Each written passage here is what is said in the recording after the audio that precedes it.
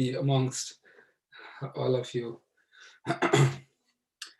So today we'll be doing the fourth chapter of Bhagavad Gita. And then we'll start off with the Mangalacharan prayers. And then today we will do a little different. So the goal will be that we can complete all the verses, doing the translation.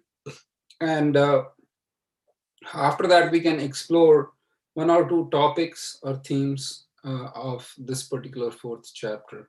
So we can see how it goes, and then we can take it from there. So how many young adults are there? They can get the first chance. So just we can read the translation of the of 3 verses each, and then you can go to the next person. And so can I ask Anand Kishore Prabhu to kind of call? So it will be really fast, so that you don't have to worry about, in the class. So thank you, Anand Kishore Prabhu. So we can do that. So after Mangalacharan prayers, we can ask the young adults in the audience to read three verses, and then they can go to the next adults. So like that, we cover 42 verses in the fourth chapter. Once we cover it, then we will take 1 or 2 themes that are there in the chapter, and then probably we can delve into the purport by Srila Prabhupada and get a little more deep into what is mentioned here. Okay, thank you.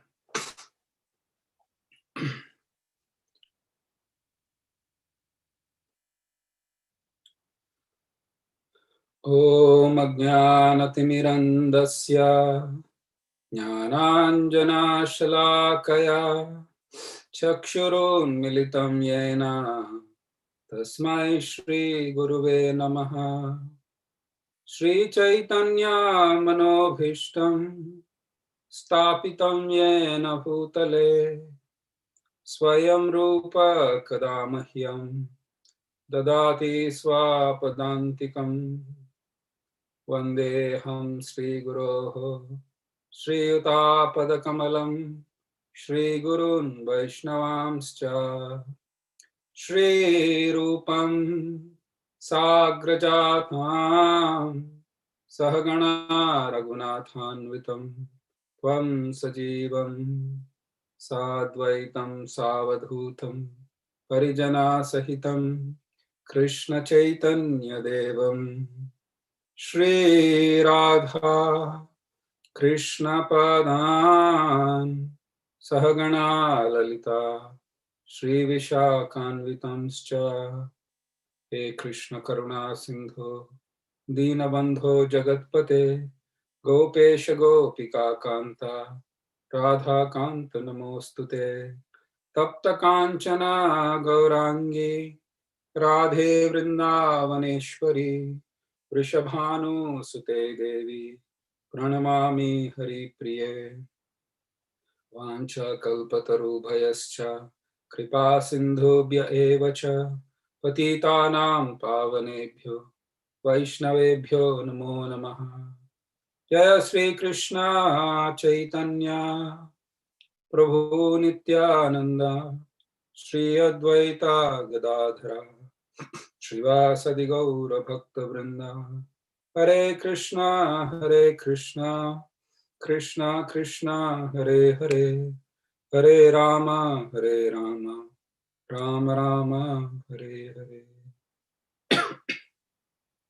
Matsamo nasti papatma na paradhi cha kaschana parihare pilajjame kim bruve purushottama bhumau skalita padana bhumireva avalambanam tvai jata paradhana tvameva sharanam prabho govinda vallabhe radhe prarthaye tvamaham sada tvadiyam niti janatu Govindo mam tvaya saha Radha Radhita Radhesha Radhika Prana Vallabha Radha Ramana Vande Tvam Radhika prema nirchita Vaidina dayartra nath he Mathura nath kadavalokyase Hridayam tvadaloka kataram Daita bhramyati kim karomyaham. Hare Krishna.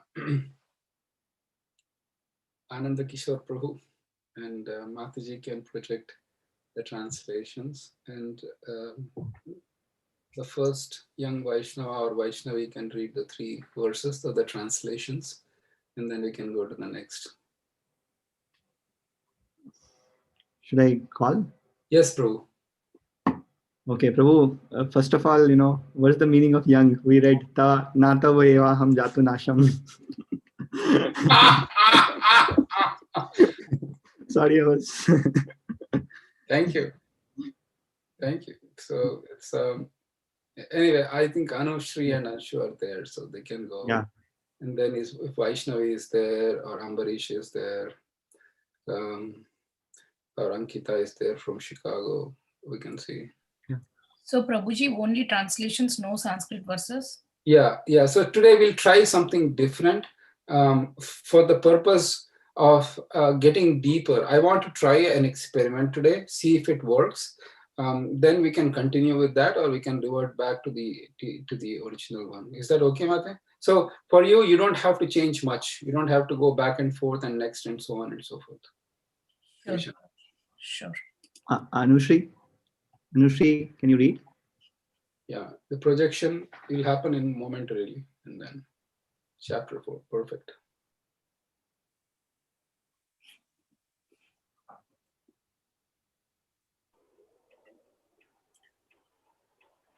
The text one?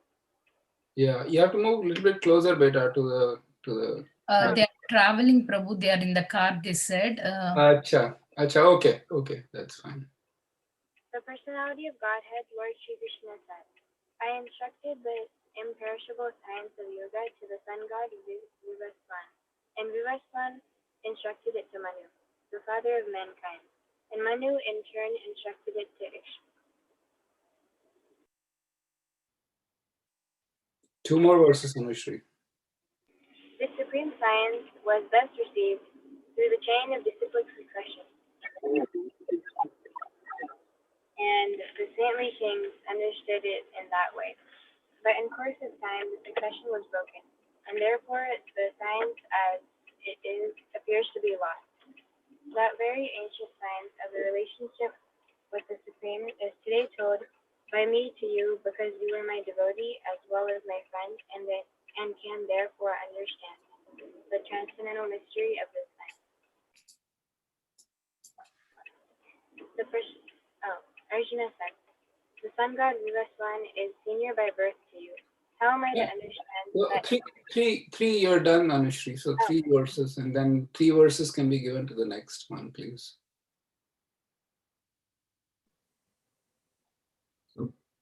So should we?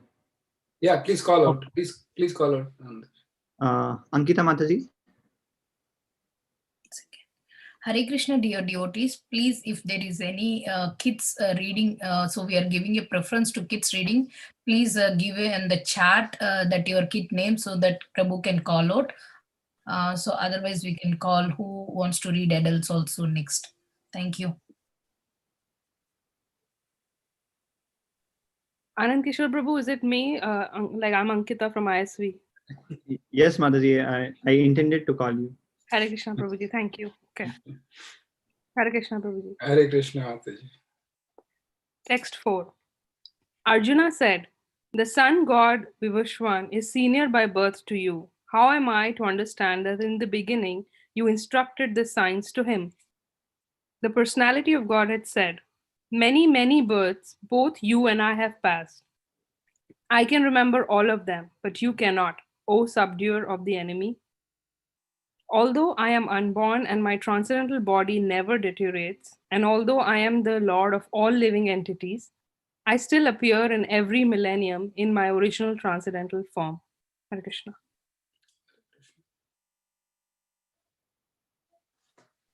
Akash Prabhu. Would you like to go next?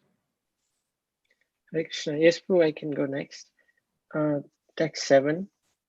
Whenever and wherever there is a decline in religious practice or descendant of Bharata, and a predominant rise of religion, at that time I descend myself. Text 8 translation. To deliver the pious and to annihilate the miscreants, as well as to re-establish the principles of religion, I myself appear millennium after millennium. Text 9. Translation. One who knows the transcendental nature of my appearance and activities does not, upon leaving this body, take his birth again in this material world, but attains my eternal abode, O Arjuna. Thank you. Bhakta Mataji, would you like to go next?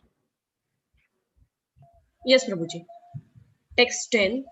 Being freed from attachment, fear, and anger, being fully absorbed in me and taking refuge in me, many persons in the past became purified by knowledge of me, and thus they all attained transcendental love for me. Text 11. As all surrender unto me, I reward them accordingly.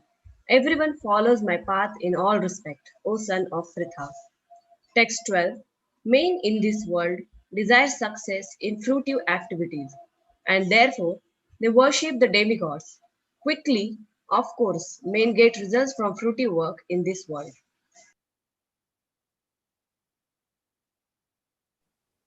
Priyanka Mataji from San Jose. Hare Krishna, everyone. And text 30. According to the three modes of material nature and the work associated with them, the four divisions of human society are created by me. And although I am a creator of this system, you should know that I am yet non-der, being unchangeable. Text 14. There is no work that affects me, nor do I aspire for the fruits of action. One who understands this truth about me also does not become entangled in the fruitive reactions of work. Text 15. All the liberated souls in ancient times act with this understanding of my transcendental nature. Therefore, you should perform your duty following in their footsteps. Thank you. So would you like, should we continue, Prabhu? Yes, please. Okay. Sita Rani Mataji. Hare Krishna Prabhuji. Correct. Text 16. Even the intelligent are bewildered in determining what is action and what is inaction. Now I shall explain to you what action is, knowing which you shall be liberated from all misfortune. Text 17. In intricacies of action are very hard to understand. Therefore, one should know properly what action is, what forbidden action is, and what inaction is. Text 18. One who is in action, and action in inaction is intelligent among men, and he is in the transcendental position, although engaged in all sort of activities. One more, Prabhuji, or three verses? Three verses, please. Yeah. Then, Prabhuji, 3. Hare Krishna. Thank you. Santosh Prabhu, would you like to go next? Yes, Prabhu. Text 19. One is understood to be in full knowledge, whose every endeavor is devoid of desire for sense gratification. He is said by sages to be a worker for whom the reactions of work have been burned up by the fire of perfect knowledge. Text 20. Abandoning all attachment to the results of his activities, ever satisfied and independent, he performs no fruitive action, although engaged in all kinds of undertakings. Text 21. Such a man of understanding acts with mind and intelligence perfectly controlled, gives up all sense of proprietorship over his possessions, and acts only for the bare necessities of life. Thus working, he is not affected by sinful reactions. Thank you, Prabhu. Rampriya Prabhu, would you like to go next? Yeah, Hare Krishna. Thank you, Prabhu. Text 22. He who is satisfied with gain which comes of its own accord, who is free from duality and does not envy, who is steady in both success and failure. He is never entangled, although performing actions. Text 23. The work of a man who is unattached to the modes of material nature and who is fully satisfied in transcendental knowledge merges entirely into transcendence. Text 24. A person who is fully absorbed in Krishna consciousness is sure to attain the spiritual kingdom because of his full contribution to spiritual activities, in which the consummation is absolute and that which is offered is of the same spiritual nature. Thank you. Thank you, Prabhuji. Shilpa Mataji, would you like to go next? Yes, Prabhu. Text 25.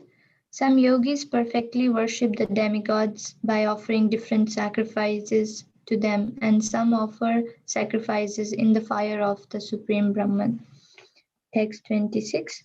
Some, the unadulterated brahmacharis, sacrifice the hearing process and the senses in the fire of mental control, and others, the regulated householders, sacrifice the objects of the senses in the fire of the senses. Text 27. Others, who are interested in achieving self-realization through control of mind and senses, offer the functions of all the senses and of the life, breath, and oblations into the fire of the controlled mind. Thank you, Mataji. Sudha Mataji, would you like to go next? Hare Krishna Prabhuji, thank you. Text 28, having accepted strict vows, some become enlightened by sacrificing their possessions and others by performing severe austerities, by practicing the yoga of eightfold mysticism, or by studying the Vedas to advance in transcendental knowledge. Text 29, still others who are inclined to the process of breath, restrained to remain in trance, practice by offering the movement of the outgoing breath into the incoming and the incoming breath into the outgoing, and thus at last remain in trance, stopping all breathing. Others, curtailing the eating process, offer the outgoing breath into itself as a sacrifice. Text 30, all these performers who know the meaning of the sacrifice become cleansed of all sinful reactions, and having tasted the nectar of the results of sacrifices, they advance towards the supreme eternal atmosphere. Thank you, Prabhuji. Hare Thank you, Krishna. Mataji.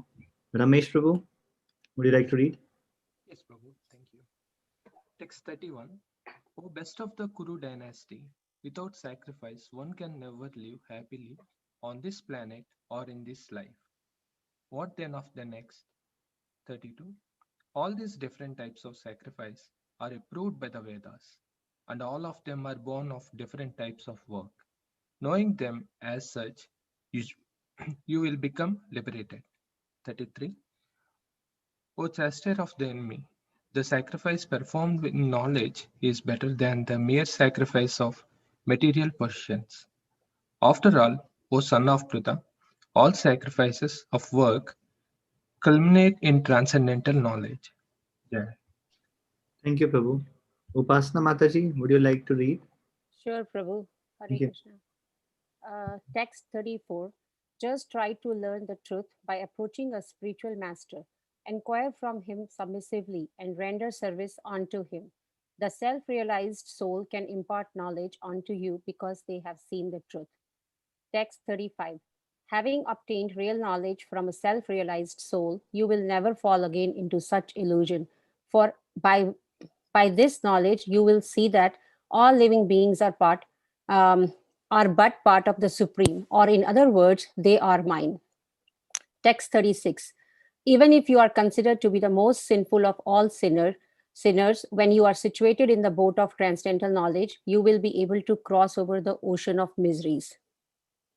And the Kishore Prabhu, you can read next three verses. Okay, Prabhuji. Text 37.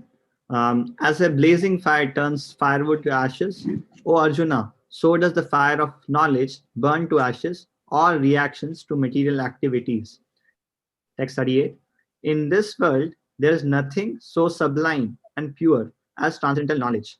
Such knowledge is the mature fruit of all mysticism, and one who has become accomplished in the practice of devotional service enjoys this knowledge within himself in due course of time. Text 39.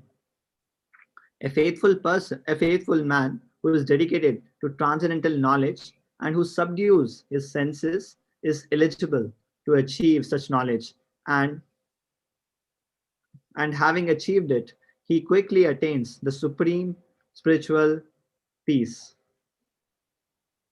Ashray Madha Prabhu, would you like to go next? Very well, Prabhu. Thank you for the opportunity.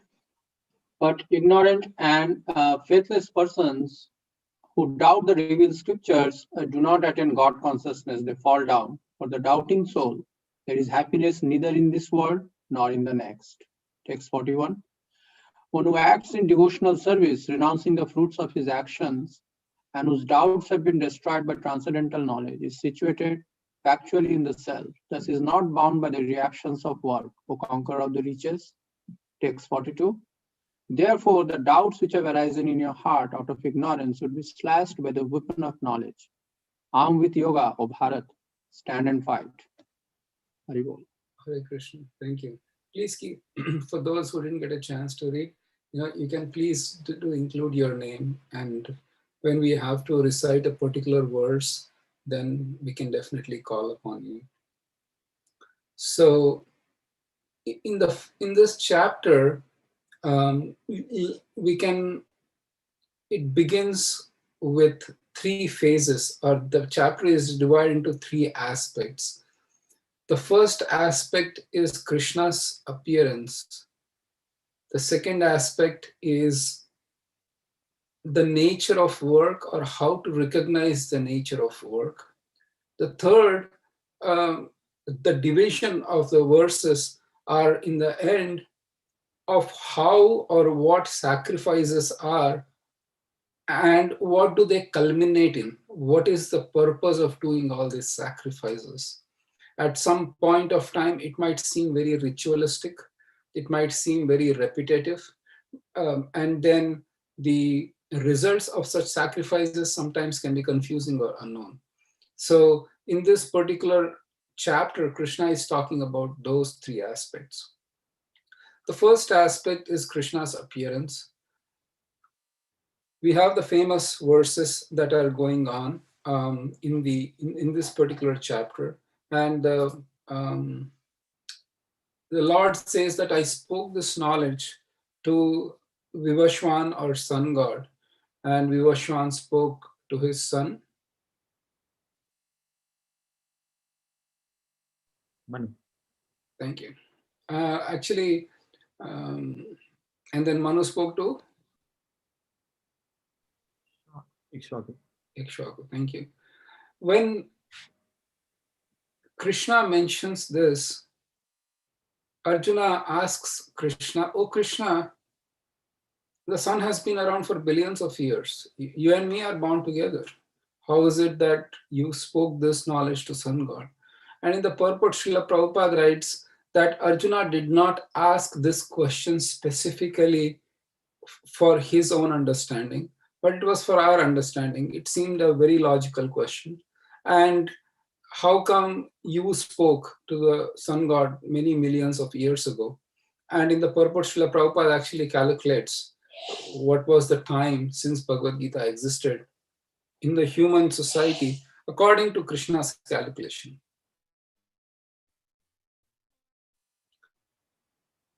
Krishna is an eternal devotee of the Lord. So he had no doubt about whether Krishna spoke or not spoke. He was firmly convinced. But Srila Prabhupada writes in the purport that he's asking for our benefit. That anybody can ask. And Krishna replies that, Arjuna, you and me have passed through many births, and but I remember all of them and you cannot. One of the questions commonly asked is, how is it that Krishna doesn't give us capacity to remember our previous births? Why is it that our birth is kind of starting from zero, or apparently it seemed to be starting from zero? And another bigger doubt can come, what is the purpose? If everything has to be reset to zero, then the perfection in spiritual life also will be reset to zero, and you never actually go back to spiritual world unless you seriously give it a shot, 100% in this material world. That kind of doubt can come. When Krishna says you don't remember all of it, he's specifically referring to the material aspect of it. In this life, I have so many designations of who I am. And the latest designation of today is I am the wearer of a red sweater.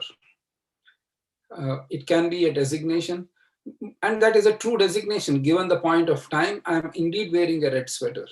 And that is not at all a false statement. That's extremely relative. So when Krishna is saying that, "O Arjuna, many births you and I have passed, but you don't remember and I remember," it specifically refers to the material aspects of things. And I don't remember in my previous life what was, whether I was a man or whether I was a woman, whether I was a rich or poor, which skin color I was born. So all those things are wiped out and you start all over again. The only thing that remembers, or only thing that connects from birth to birth, is the association with the modes of material nature that the jiva takes to the next life. Based on the association, then you get certain type of body. And this will become apparent when we go to the 14th chapter, where Krishna talks about the modes of material nature. He says that those who die in the mode of goodness go to the planet of demigods, and those who die in the mode of passion come back to the earth, and those who die in the ignorance, they take birth amongst the animal kingdoms. So there are these three different modes, and so the connection is only the modes, but higher than the modes is the advancement in spiritual life. In advancement of spiritual life, even if one does 0.001% somehow or other in this life, that is carried over to the next life. And we start from that. Now, you might say, where is the proof for that? Prabhu, are you speaking correctly, or did you consume something that is making your mind a little woozy? The reason here we say is, Krishna says in the Bhagavad Gita, because Arjuna had the exact same fear. He said, "Oh Lord, you are saying I'll forget everything. What's the point in my making spiritual advancement?" Or a person who tries or attempts to attain perfection in spiritual life, but due to worldly mindedness desists from pursuing further and he falls down, then neither has he been able to achieve material success or material perfection or material enjoyment, nor has he been able to attain perfection in spiritual life. That person has just become like a cloud that is riven in the sky with no position. What happens to that kind of person? And Krishna says, please don't worry, that those who have taken to this path of spiritual life, they never are uh, at loss. I don't want to use the word losers, because given the current environment, it is better not to use that kind of word, but they are never at loss. And he says that the yogic principles actually seek out the person, and he or she starts from the point where they left. So the remembrance from the 4th chapter when Krishna talks about is how the material, completely I forget. What was I? Think about it, and just from a practical perspective, each of us, let's even kind of, we know or we have led or we have this body for X number of years. Young adults have for like maybe a decade plus, and some have multiple decades in the same body. Even knowing my own nature as much as I can, I still cannot fathom what was I in my previous life. I mean, you might go to astrologers and so on and so forth, and they'll give certain idea. But Krishna is saying, take it for granted. The other thing is, why then people say, why doesn't Krishna give us remembrance? He is perfect, he is absolute truth. Why doesn't he give us remembrance so that we know what a situation we were in the previous life, and then we can take to spiritual life? please understand that staying in the material existence doesn't constitute transferring into spiritual life. Let me give an example. If a person is suffering,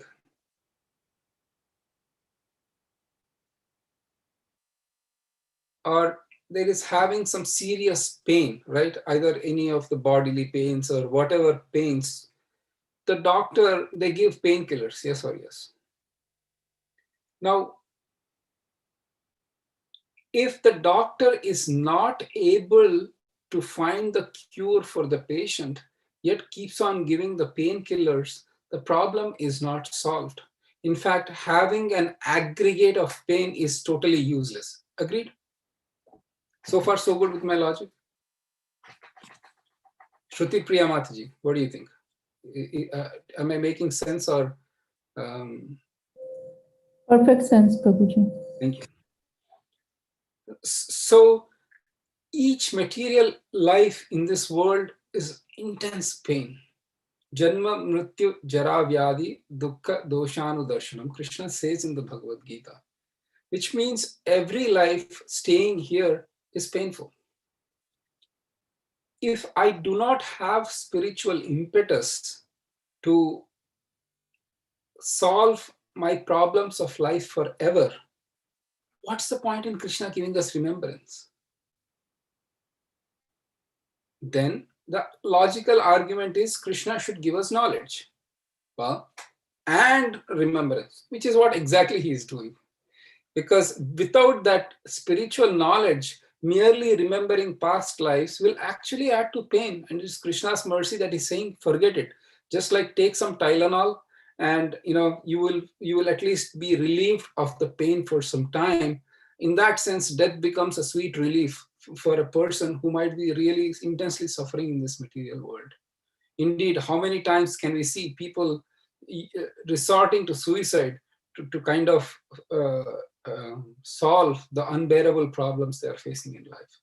So it is Krishna's mercy that he doesn't give us the remembrance of previous lives, because adding up to the pains, remembering previous lives means remembering how was I born, how did I die. It's an intensely painful experience. Why would you want to remember without ever knowing? And then your life becomes so scary, because the whole idea that I can live this life, I enjoy life, there are boundless opportunities, all these happen only if you don't remember the previous lives. Even if you remember 2-3 previous lives, you'll be dreading this life.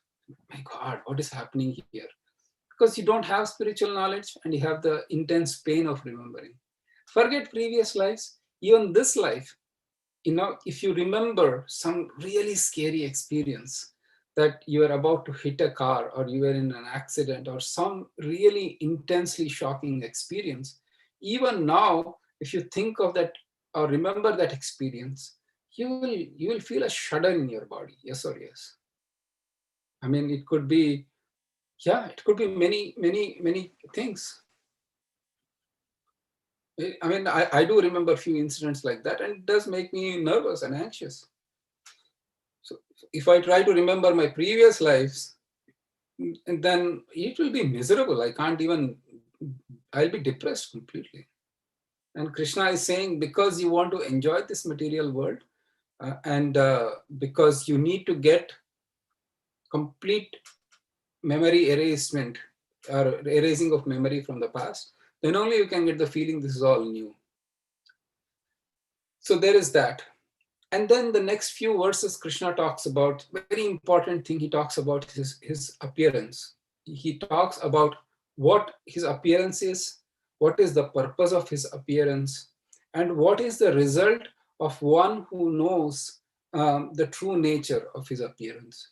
And first of all, Krishna's appearance in this material world is not like us. In fact, he says, Sambhavami Atma Maya, which means that I appear from my own internal potency. The Jiva is going through the cycle of birth and death, and the karmic reactions determine the body of the living entity that is there in this material world. We don't have a choice. How many of us got a menu card before we were born? Oh, okay. Which country would you like to take birth? Aha, USA. That's like my choice. Which gender would you like to take birth? A man, woman? Last time I was a man. This time, you know what? Let me be a woman. Okay. Which skin color do you want? Ooh, last time I was a little dark. Now I want fair and lovely skin color. You don't get a choice. You're just born. So, but Krishna's birth, a quote unquote birth, it is just the manifestation. Srila Prabhupada writes in his purport, it is the manifestation of one of his innumerable incarnations in the spiritual realm that appears in this material world, and that is called his birth. And where, when we say Krishna's appearance day, it doesn't constitute the same way as our birth, where we literally take a body, but Krishna is just making an entrance into this world, or an appearance into this world. So that is why it's called appearance day of Krishna, which is Janmashtami. And he says Paritranaya Sadhuna, that 2 verses, where he explains the purpose. And Srila Prabhupada writes in the purport that he doesn't need to be personally present to kill the demons. Think about it. When Krishna was here 5,000 years ago, he killed all sorts of demons. Yes or yes? But 5,000 years later, who's taking care of this aspect of punishing those who are demoniac or who are against the will of the Lord? And you can see that's happening anyways. 70 years ago, or last in 1 century, World War II, it happened because of one person's ambitions to just dominate their neighboring countries, and in general dominate the whole world and destroy a particular race or a caste that was causing issues in this world. And what happened? It's just 12 years of dominance, and then that person put a gun to his head, shot himself, and done with. So Krishna has many ways to kill the demoniac people or the demoniac tendencies. But Srila Prabhupada writes the primary purpose of his appearance is Paritranaya Sadhuna. He comes to this world to engage with his devotees who have deep love and affection for him. The question one might be asking in this connection is, if that is the primary purpose of the Lord's appearance on this earth, why doesn't Krishna call those who are his exalted devotees back to him? Does it make sense? Okay.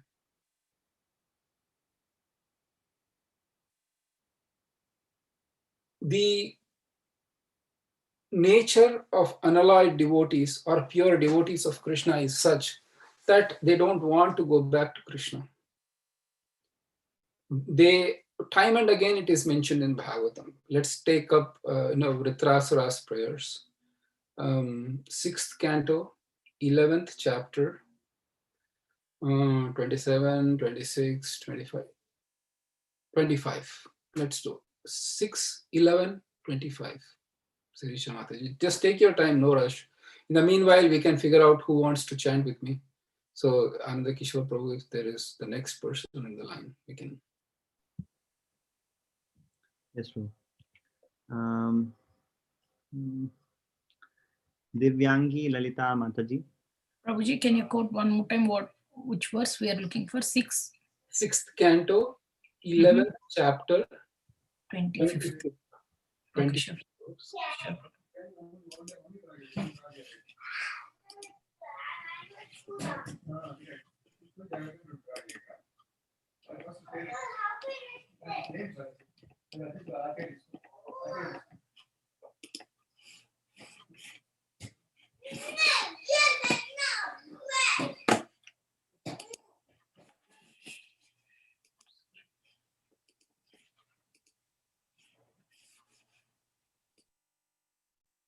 So, Divyangi Mataji, are you ready?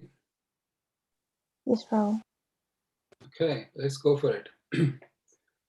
Nanaka prishtam na chaparameshtyam न नाकपृष्ठं न च पारमेष्ट्यम् न सार्वभौमं न रसाधिपत्यम् न सार्वभौमं न रसाधिपत्यम् न योगसिद्धिरपुनर्भवं वा न योगसिद्धिरपुनर्भवं वा समञ्जसत्वा विरहैयकाङ्क्षे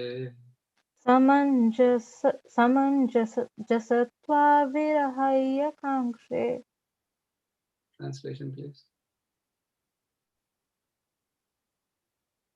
O my Lord, source of all opportunities, I do not desire to enjoy in Dhruvaloka, the heavenly planets or the planet where Lord Brahma resides, nor do I want to be the supreme ruler of all the earthly planets or the lower planetary systems. I do not desire to be master of the powers of mystic yoga, nor do I want liberation if I have to give up your lotus feet. So the last line, if you can see, nor do I what, Mataji? Nor do I want liberation if I have to give up your lotus feet. Okay.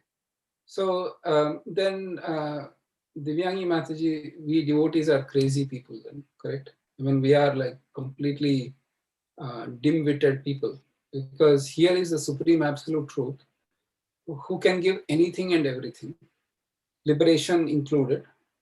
And here, this prayer for those who just for looking for context are prayers by Vritrasura in the 6th canto of Srimad Bhagavatam, as we discussed, where Vritrasura is destined to be killed by Indra.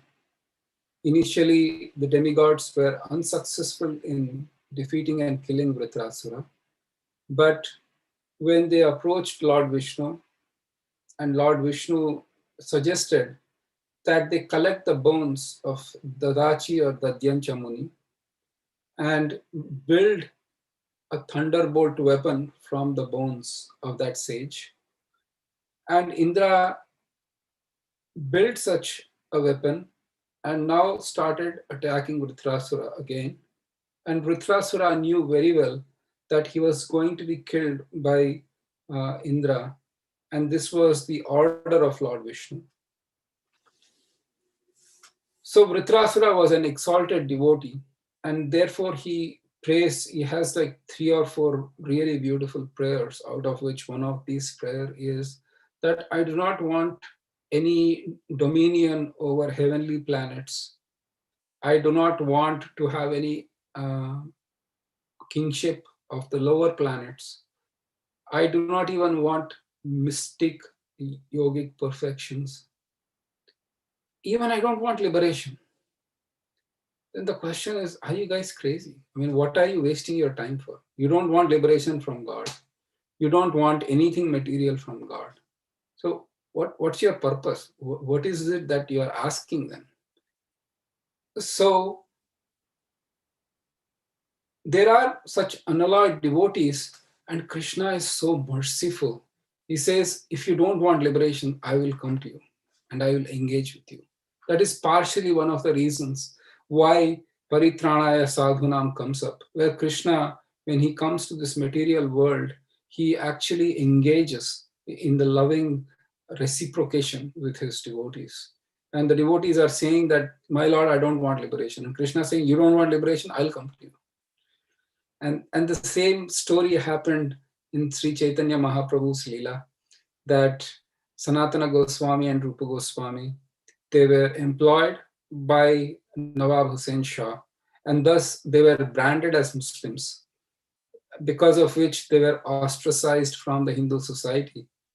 And in those days, even now also, those who are not quote unquote Hindus cannot enter the Jagannath Puri temple. And because they were ostracized from Hindu community, they were no longer considered as such.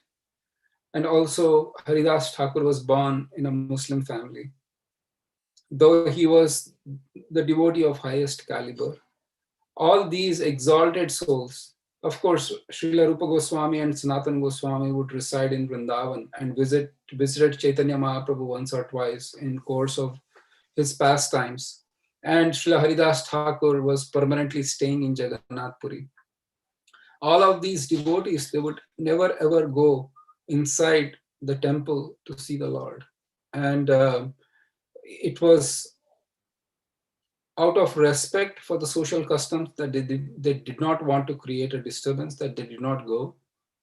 But we can see how Sri Chaitanya Mahaprabhu, he would make it a mandatory everyday duty of seeing these personalities. He would meet Haridas Thakur every day, but if Srila Rupa Goswami and Sanatana Goswami were there in Jagannath Puri, he would also make it a point, so that Lord would come and personally meet the devotees. So in that sense also Paritrana Sadhanam comes up. So Krishna explains about his birth and activities, and he also says that that those who know this in truth. Please understand Krishna's transcendental nature. Many people take birth in this world, yes or yes. And then there are many biographies written, even of semi-celebrities or even semi-famous, not very famous, even like half-famous people, and even quarter-famous people or one-eighth famous people. There are books written and articles written about them. They have taken birth, and people have researched and done their biographies. But please understand that Krishna's birth is such. Krishna is mentioning that those who know the nature and appearance of his birth, in truth, they become liberated from the cycle of birth and death. His birth is our liberation, in one sense. Because he's so merciful, he comes to this world, he wants to give that information to us about his own self. And if you can understand it, then it's the liberation for us. So we very joyously celebrate Krishna's appearance day, and we are grateful to Krishna for coming to this world. Otherwise, he says further that he doesn't have anything. So one theme is the appearance of the Lord is one theme that we can discuss in the fourth chapter. Then before we go on to the next theme, are there any questions, any comments? Any reflections or any? No, there's one question. Yes. Go. Okay. Ankita Mataji, would you like to go ahead? Sure, Prabhuji. Prabhuji, my question was like the first verse that we read.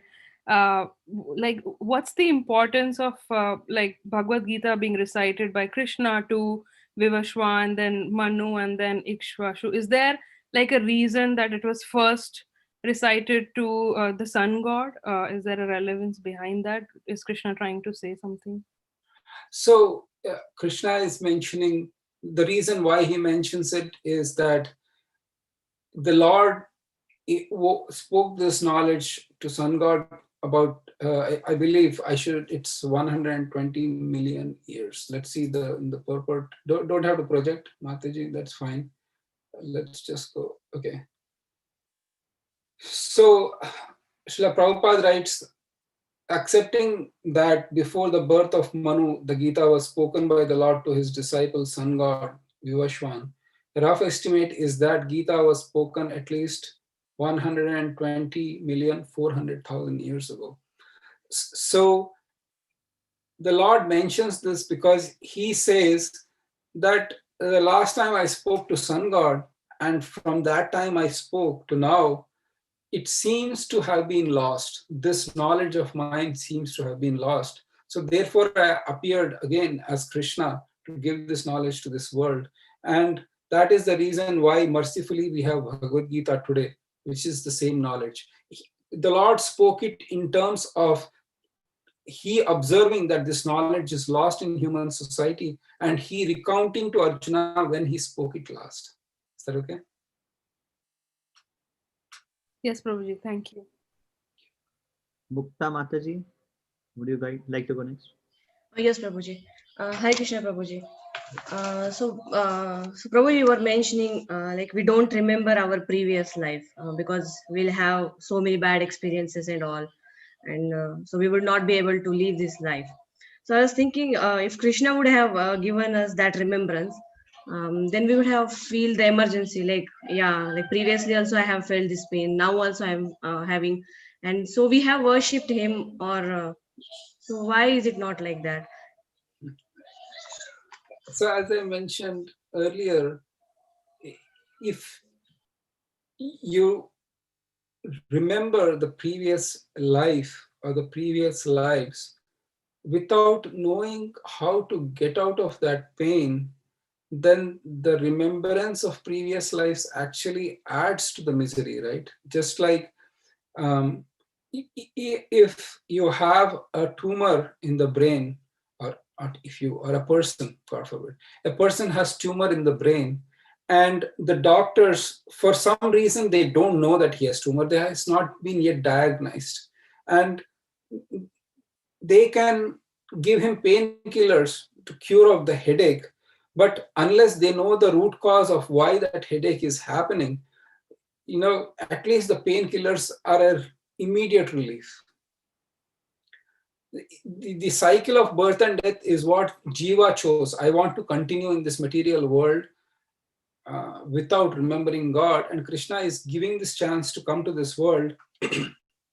But when he gives remembrance without giving the spiritual knowledge, is he not adding to the pain? Does that make sense, Mataji? Yes, Prabhuji, thank you. Thank you. Because we need to know, similarly, like a person, okay, I've diagnosed your problem. It is the brain tumor. If you remove the tumor permanently, your problem is solved.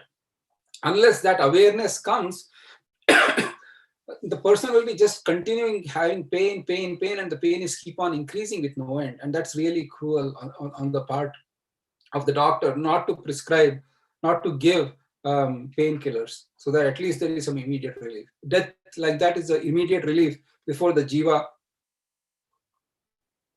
takes next body and then starts all over again. Is that okay? Yes, Prabhuji, thank you. Somebody else also had a question. Prabhu. Bhumika Mataji, would you like to go next? Hare Krishna, Mataji. Hare Krishna, Prabhu. I actually, before I ask a question, I just had a comment or a question about your answer to the previous question. So Mataji was asking why we forget, I don't have memory of the previous life. And is it one of the reason, like, it makes the existing relationship complex? If, for example, we realize that this person was my brother or father or friend or enemy, it just makes it more difficult to leave, right? Yeah, that's such a nice thing that you brought it up. Really a nice thing that you brought it up, that if there is awareness, then you'll also remember or be able to identify the relatives from the past, and that becomes really messed up and really like hard. So yeah, you're right. Thank you for bringing that up. Yeah, Prabhu. So my question is, I forgot my question. No, I remember. So, so the Bhagavad Gita spoken to Vivaswan was prior to the Mahabharata, right?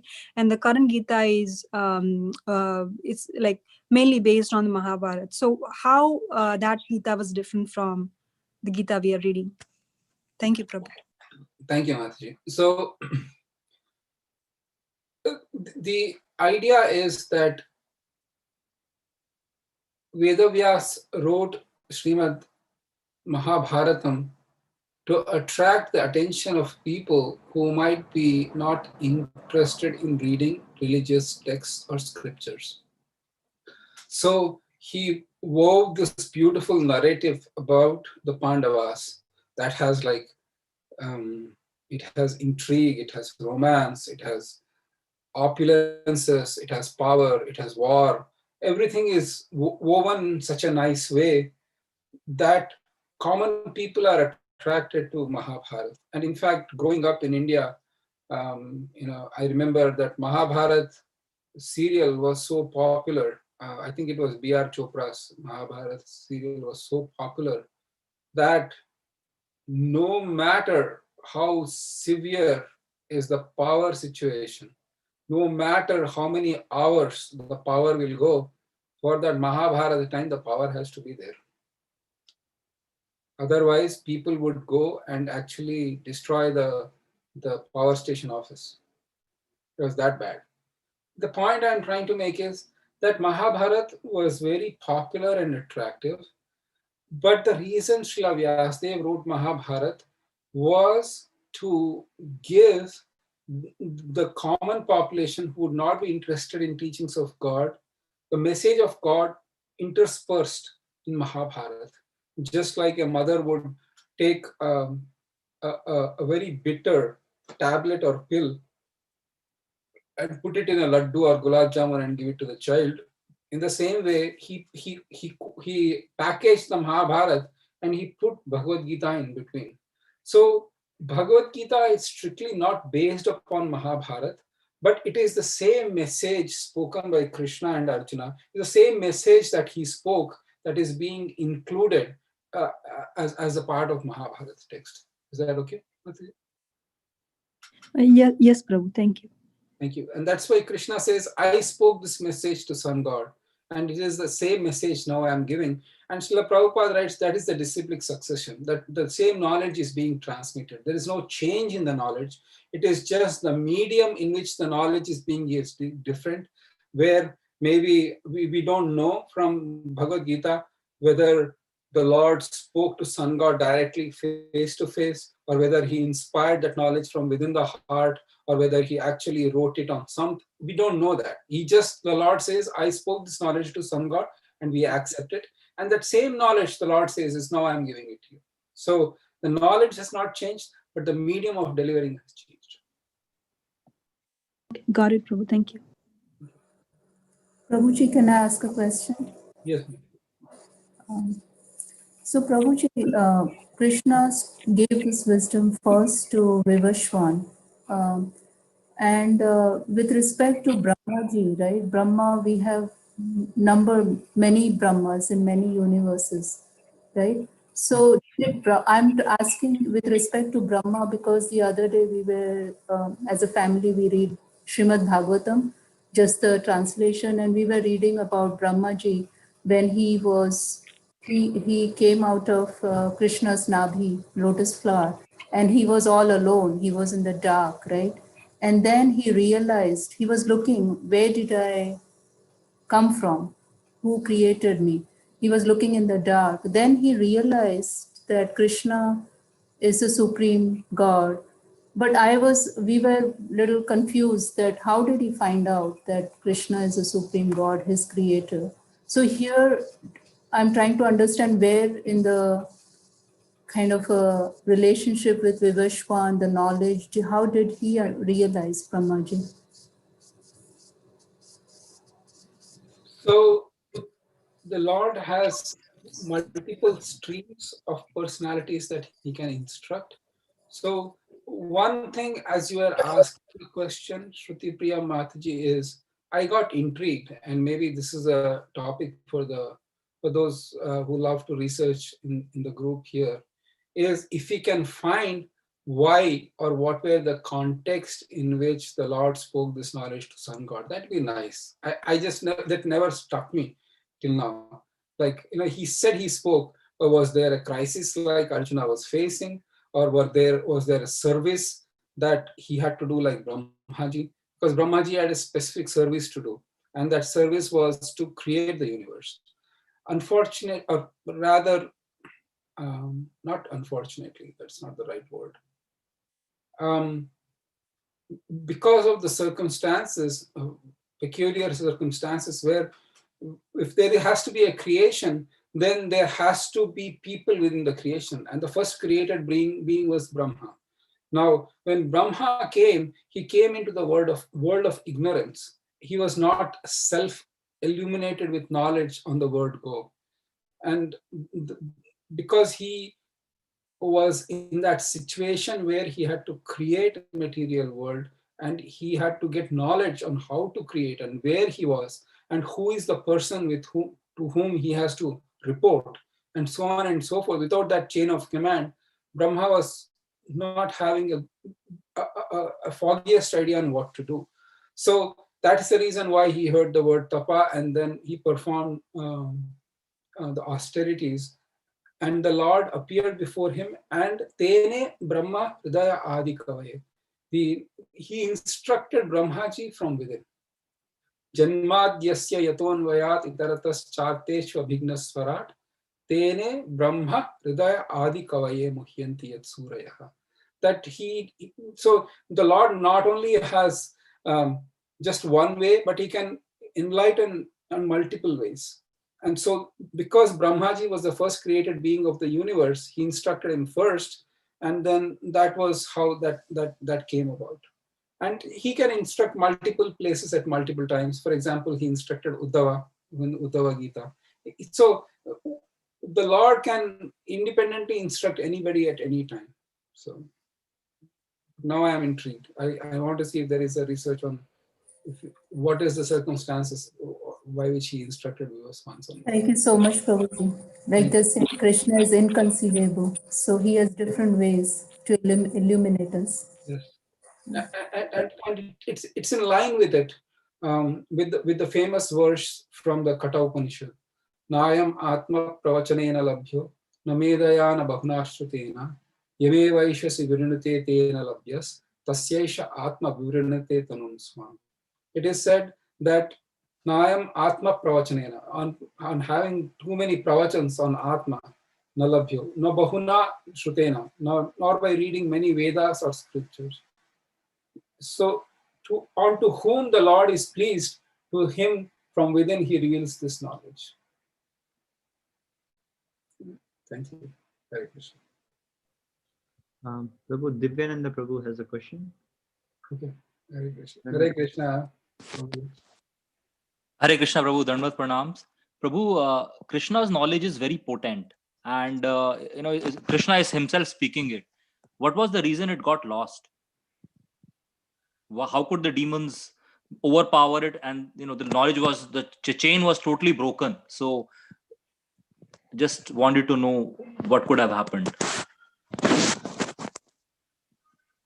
Just like Krishna appears and disappears in this material world, the knowledge spoken by him can appear and disappear according to his own will.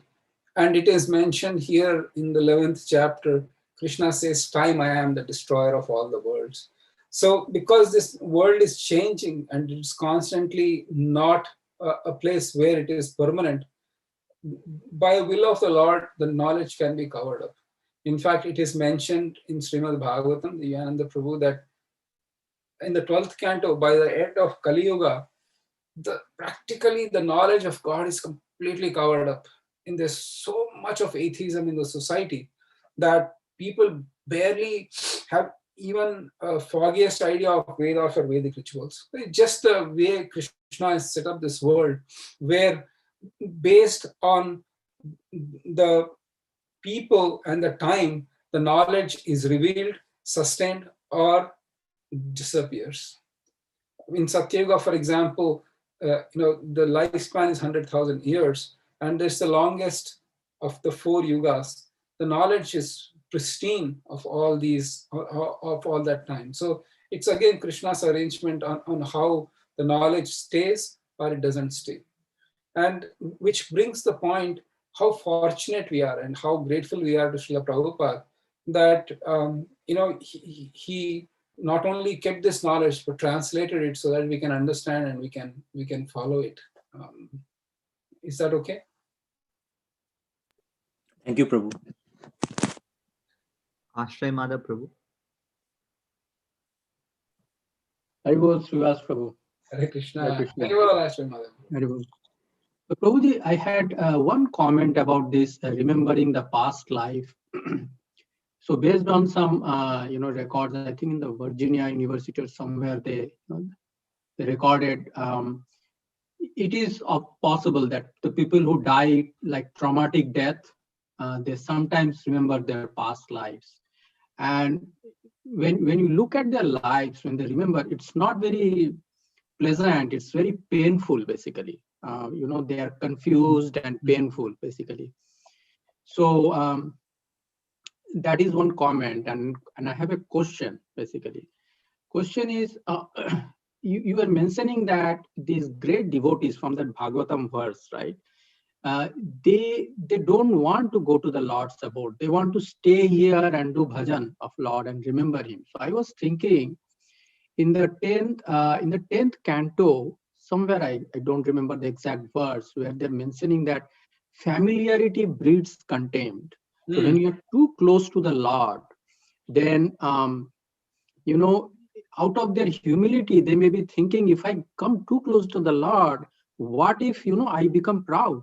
And I'm just speculating. Could that be also one reason why they are really scared to go to very close to the Lord?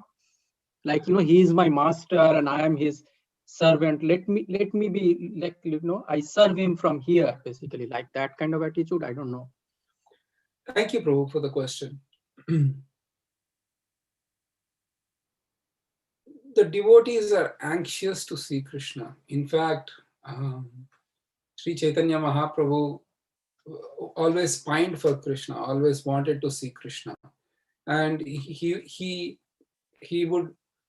is Krishna himself. But in his wonderful pastime as Sri Chaitanya Mahaprabhu, when Krishna would give him darshan, then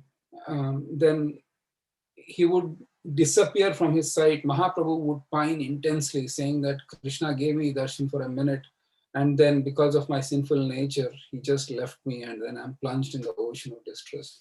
And he says, everybody, he was asking the same thing, where is Krishna? Where is Krishna? How can I get Krishna? So the attachment to go back to God is natural, and the devotee goes back. The familiarity breeds contempt. It's an interesting statement that you brought about. I'm unfamiliar with the 10th canto verse that you are referring to, and if I come across, then we can discuss that further.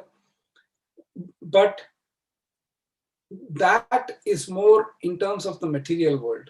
In the material world, we see that no matter how a thing or a person or a situation seems very pleasant, upon actually obtaining that, it's just a matter of time before the statement familiarity breeds contempt comes about, and you just take it for granted. Actually, that is a very nice attitude to have in the regulative stage or the sadhana stage. In the Nectar of Devotion, when we do the 4th semester, for those who have not completed, we are going to do the sadhana bhakti and the raganuga bhakti. In the sadhana bhakti, it is very good to have that kind of attitude. Familiarity breeds contempt. Otherwise, you tend to become really mechanical, or sometimes even careless or callous when you are serving the deities. But on the Raganuga stage, the nature of Krishna and the attractive beauty of the Lord, the sweetness of the Lord, it's so intense, and the devotee is beyond the stage of material existence. To absorb that beauty of the Lord, the devotee becomes eager, because Krishna appears ever fresh and my love seems ever fresh. And there is no end to this competition. Krishna is increasingly becoming beautiful, and my love is taking newer and newer ways for Krishna. So there is no question of familiarity, because everything is new and fresh. So there is those two aspects. But coming back to the main point, why the devotee doesn't want to go back to Krishna, or why doesn't he ask Krishna to pull me out of this material world, there are two reasons for that. The first reason is, Prahlad Maharaj says in the Srimad Bhagavatam 7th canto, he says that I am not too worried about me, because I am happy absorbed in singing and chanting about your glories. I see these poor people who are suffering in this material world, and I should do something for them. So the devotee is, like, in that sense, very, very compassionate and considerate. No, I don't want to go by myself, leaving all these people. They are also part and parcels. Let me help them. That is one aspect of the devotees' thing to stay back. The second thing is, they feel, why should I trouble the Lord for liberation? That will be my own selfish interest. Pure, unalloyed devotion to Krishna means that I am willing to serve him in any capacity, in any place, under any circumstances. Tulyama lavenapi nasvargam na punarbhavam. Bhagavat, no, not that. Is that verse?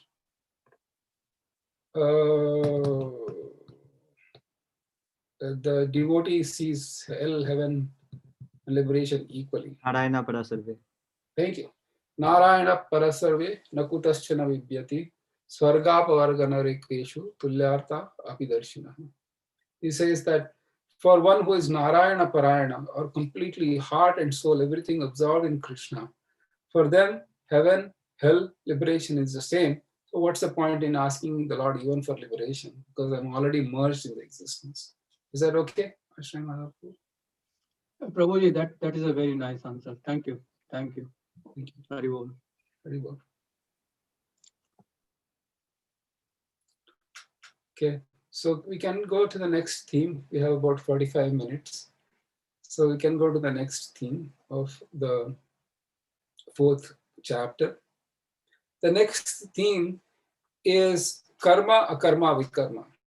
Please take some time to read that portions. When Krishna talks of Jnana Yoga, it is not necessarily means that you give up all your duties and abandon all the work and just perform or read books. Apparently, for a person who is hearing about Jnana Yoga, it might seem like that. We just, you visualize an old person just having like lots of books, and then just reading in one corner and doing nothing else but reading and trying to get Jnana. That's the kind of thing that we usually have in mind about Jnana. But the second aspect is Krishna is saying specifically, Jnana Yoga is the art of knowing what is action, what is inaction, and what is forbidden action. He talks about that in the next steps. So the action is the duties that we perform as the routine work. The mother cooks for the children, the father goes to work, the farmer tills the field, the Kshatriya does the job of ruling. All these activities constitute what is called karma, and they are born of one's prescribed duties that are mentioned in the Vedas. The akarma, or inaction in this case, means that action does not produce any results. As any activities that are done for Krishna, they don't have any results. Just like you, one example I can give is you make any donation to the government, then you get a tax credit or tax break. There is no implication of tax.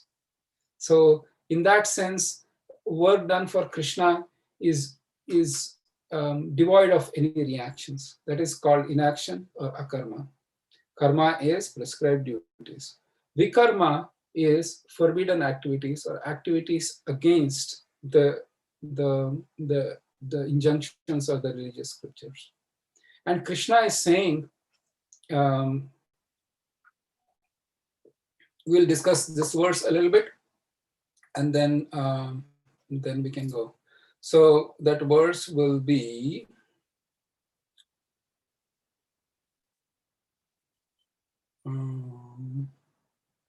15, 16 and 17. So you don't need to show, Mataji. Karmano hyapi bodhavyam cha vikarmanaha, akarmanascha bodhavyam gahana karmano gatihi. The intricacies of action are very hard to understand. Therefore, one should know properly what is action, what is forbidden action, and what is inaction. And in the next words, Krishna says, Karmanya karma ya pashed akarmani cha karma yaha sabuddhiman manusheshu sayukta krishna karma krit. One who sees inaction in action and action in inaction is intelligent among men, and he is in transcendental position, although engaged in all sorts of activities. I think everybody knows the meaning, right? So we can go on to the next verse.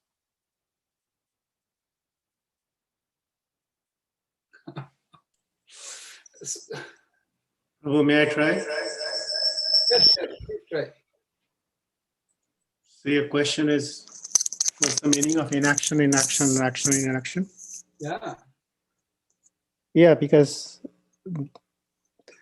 as a neophyte, the way I see it is, when I'm working, I'm actually not working, but pleasing, serving Krishna, which means I'm not actually working.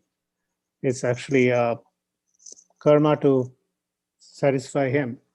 Similarly, when I'm in inaction,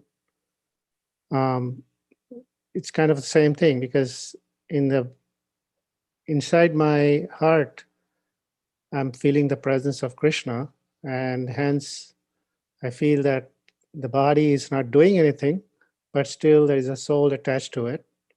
So in my little own mundane way, I'm trying to explain that there's nothing going on here, because the soul is constant and the material body is just a temporary activity going on here. So which means it's kind of saying that although I'm working, it's not working.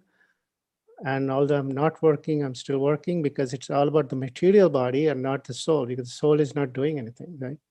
So that's my 2 cents way of, sorry to make it really mundane, but try to explain. No. Thank you so much. Thank you so much for contributing. You made some valuable points there. So again, coming back, let's define these terms pretty clearly so that everybody is again aware of it. Karma is prescribed actions we perform on a regular basis.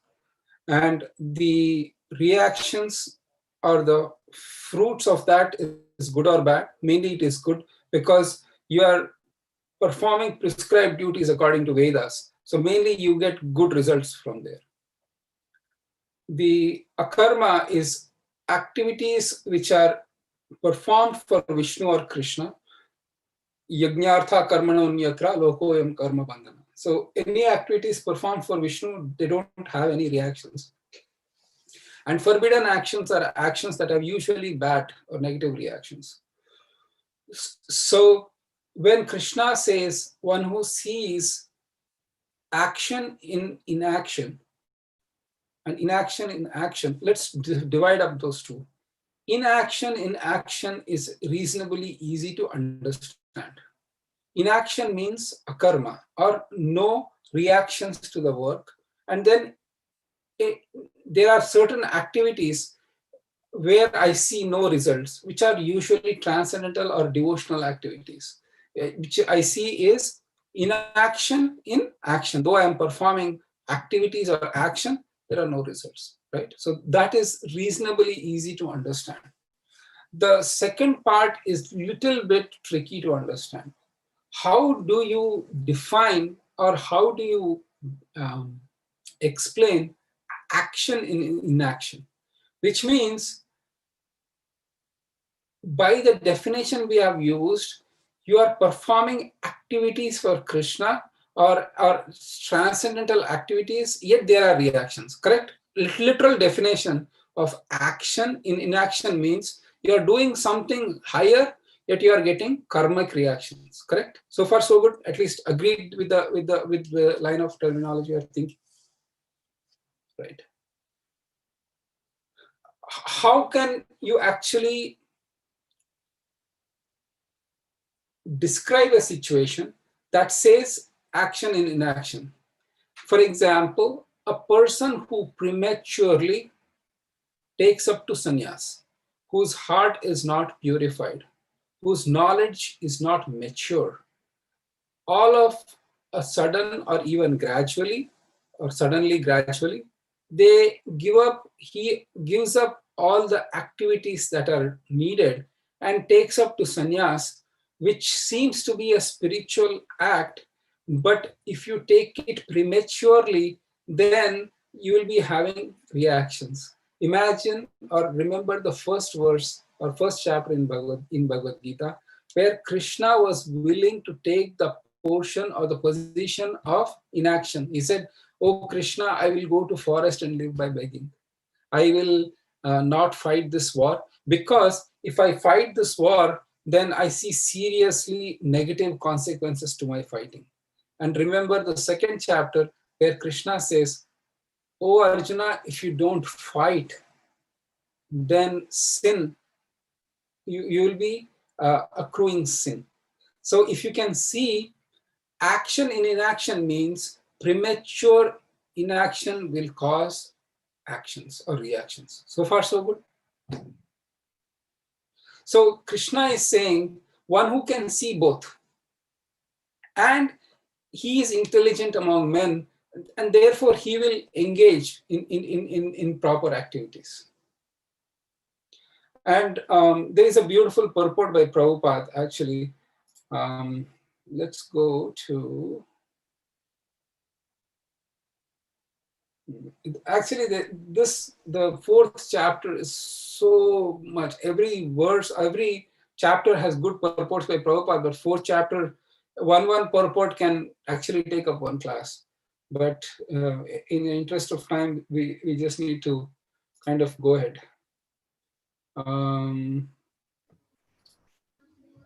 Prabhuji? Yes. Can you give a practical example of this action in action? Like, action in inaction will be prematurely stopping or prematurely considering myself liberated and not doing my prescribed duties. Prematurely thinking that I am ready to do next step. So from a practical purpose in devotional service, Mataji, for example, if a father or a man says that I'll stop going to work, and the wife says, why? Well, you are a spirit soul, I am a spirit soul, I am being maintained by Krishna, you are being maintained by Krishna, so it's okay, we'll be fine. I'll do full-time engage in devotional service, and I will give up. So that actually Krishna is saying is action in inaction. You want to prematurely progress in spiritual life without purifying the heart, because of which you'll be having reactions to your work. okay, Prabhuji. Prabhuji, does it also mean like if we want to chant the names of the holy names and we are asking for material benefits, is that also an action in action? Yeah, perfect. Beautiful point. Anything that is based on my bodily stuff and I'm reaching out to transcendence for satisfying my bodily desires, that's a beautiful example. Yes, yes. Prabhu, what about I'm breathing now? I'm not employing my senses. So I'm in inaction mode, but I'm being thankful of my breathing, inhale and exhale to Krishna. Would you call that action in inaction or inaction in action? Well, please understand, Prem Sarovar Prabhu, action or inaction is born of jnana or deliberation on the course of action. But breathing is actually an involuntary thing that you neither are responsible for, nor are you even attached to it. So that cannot be considered neither an action or an inaction. The reason I mention it is in the 5th chapter. When we come to the 5th chapter, next time when we read, Krishna talks about set of stuff, closing eyes, opening eyes, and then evacuating all these. He says, these are all activities that are happening automatically. The soul is separate from them. When we talk of action and inaction, it is our deliberate exercise of the course of action or the deliberate action I choose to perform. And Krishna is saying you should have the knowledge of how this action can have consequences. Is that okay? Yeah, got it. I like Mataji's example of chanting and asking for material things. That's a fabulous example, indeed. Yeah, it's an action in action. Very nice. Yeah. So Krishna is saying ultimately, because in the next few verses he says, a man whose every endeavor is devoid of sense gratification. Ultimately, he comes to that point. And that would be the verse number 19. He says, one is understood to be in full knowledge, whose every endeavor is devoid of desire for sense gratification. So that endeavor to come to that stage, Krishna is saying we need to purify or we need to understand. Prematurely, you just cannot do that. And then once in the next 2-3 verses, he's so beautifully talking about a person who maintains, who acts for the maintenance of his body is not implicated by the work. And then the 422 is a beautiful verse. Yadrichaya labha santushto. This is one of the verses we talk about in destiny. One of the confusing things is the destiny and the free will. Here Krishna is saying the free will is the deliberate exercise of your intelligence in performing your action, and the destiny is what I provide, or that comes of its own accord. And in that case, if one just does what he or she needs to do to maintain in this world, that person is free from reactions. I'll give a simple example to keep it. And please forgive me for those who actually heard this example before, but it's worth repeating for those who didn't. We all go to hotel, right? We all have to go traveling on business or pleasure or for some other reason. You need to go to places outside your home. When you go outside, you stay in the hotel. As soon as you land in the hotel, you check in your luggage and you go to the closest hardware store and you buy paint. You just paint the color of the hotel walls from red to white because you like white, you hate red. Then you go to a furniture store. You get nice furniture. You take the furniture from the hotel room, dump it outside into the lobby and put your own furniture. People will say, what are you doing, my dear sir? Well, I don't like this place. I just want to, be myself. People will say you're crazy. You will have some reactions going on. You have come to the hotel, you just need to do what you need to do and you get out of it. You just have to pay your dues, you get out of it. That's about it. So yadrichaya lava santushto means to maintain one's body we need to do. But there is one caveat though. There is one caveat I want to add. What is termed as maintenance or acting for the bare minimum necessities of life depends on ashram to ashram and varna to varna. For a brahmana, simple living is the way, and that's what is prescribed. They just have a very less opulent.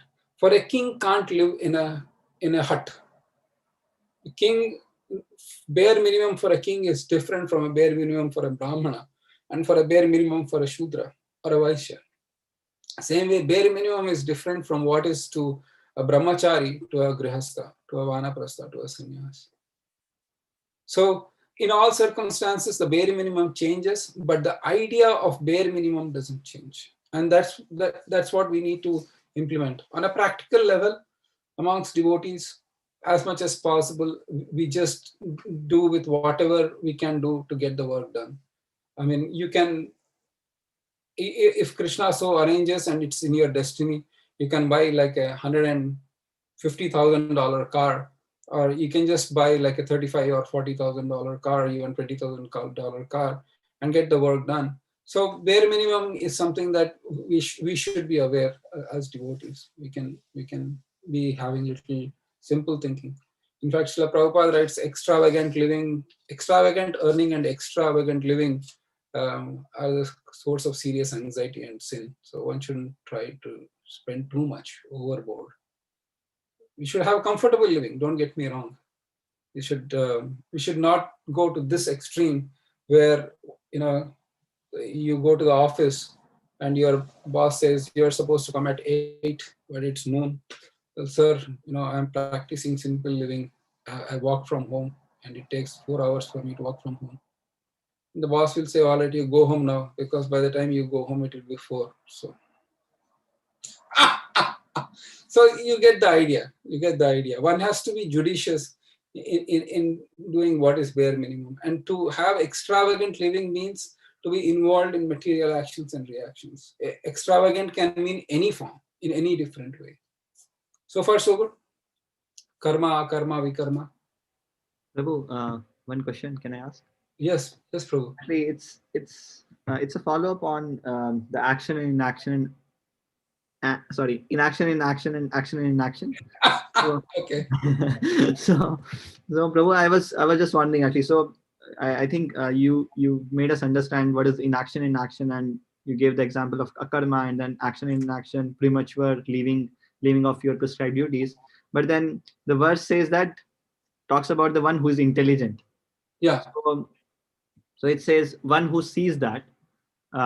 So is it? And then talks about that he is in transcendental, and then it's talking about that person itself. So is that does it mean that one who knows on what level is he on?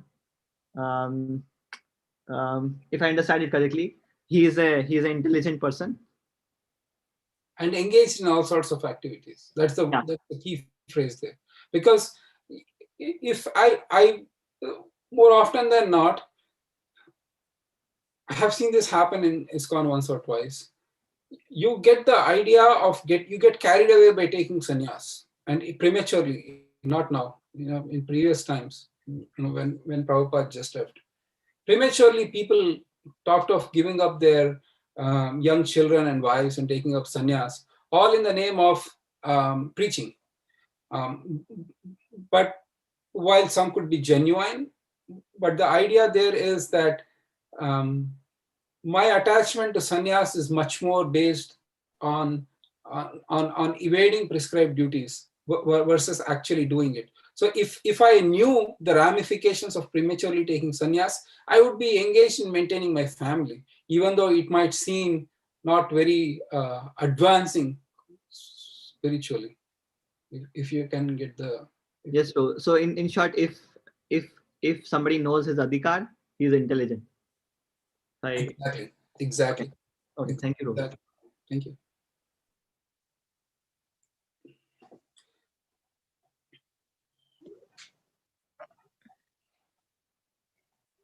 Prabhuji, can I ask a follow-up? Just yes. Taking one more step back, and I'm trying to understand the definition of inaction.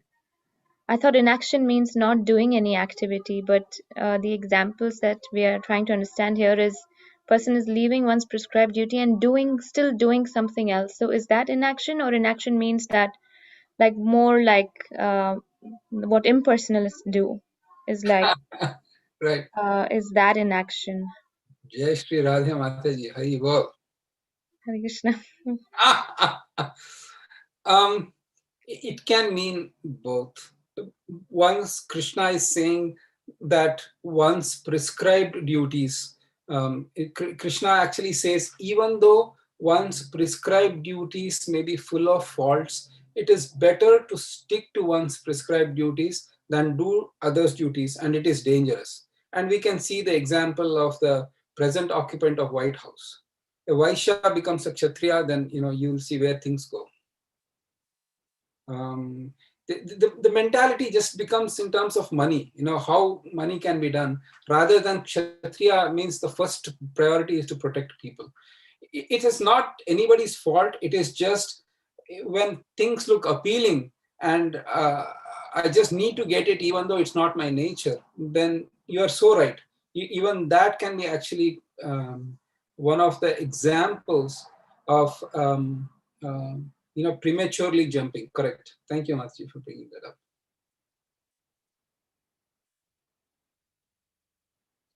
Other questions, comments?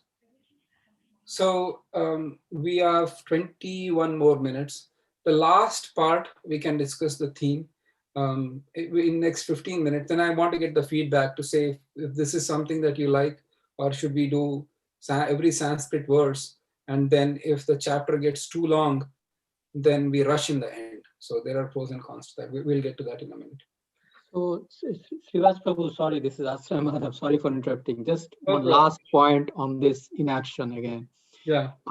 So inaction here, what Krishna means, I believe, is Akarma. yes, but this is basically is well, no, I'm talking about the other one, which is one who sees action in inaction. So where the second part is more about the activity, basically, right? So this the first part is about the reaction. The second part is about activity. So first part is about reaction. Second part is about activity. Correct. Or the spirituality or the aspiration of spirituality in inaction. Usually I do inaction and I need some justification. Every time you see that if I don't do something, if the employee is really like a lazy person, and then you have to push that employee, they use so many examples other than themselves to say why that's not happening, right? So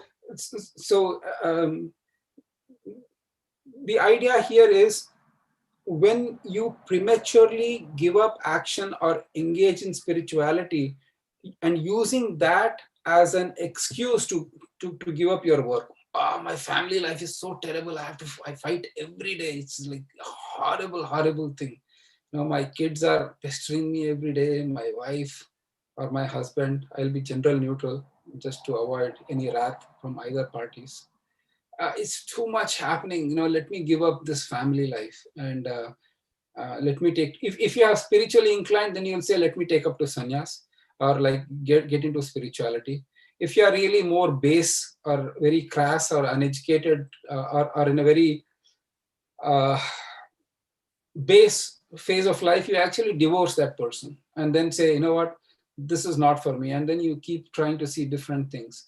Either ways, giving up because it's too troublesome, that can be a very good example of action in inaction, where you are one way or other justifying on why you are going to give up your position, post, and duties, because they are internally they are painful and they will cause reactions. Please don't do that. That's what Krishna is saying.